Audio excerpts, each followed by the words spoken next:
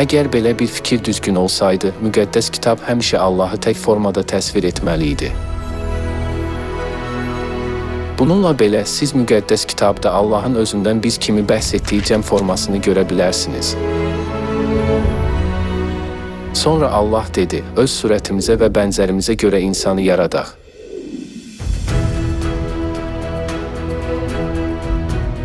Yaradılışın müəmmalı bizi.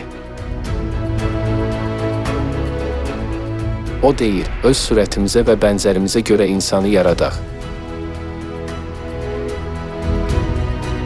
Bu parça çoxdan müqəddəs kitabı təfsir edənlər üçün tapmaca olub. Əgər insanı yaradan Allah təkcə ata Allahdırsa, o deməli idi, icazə verin, insanı öz surətimdə, öz bənzərimdə yaratım.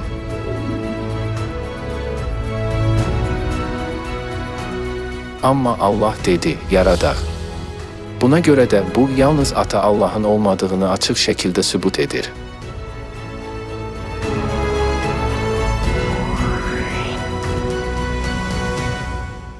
Bəs niyə Allah özündən biz kimi bəhs etdi? Allah kişi və qadını yaratdı. Adəm və Həvva Allahın surətində və bənzətməsində yaradılmışdır.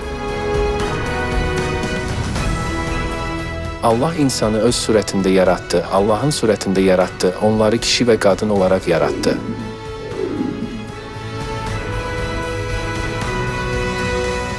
Bu o deməkdir ki, Allah kişi surəti Adəm və qadın surəti Həvva kimi mövcuddur.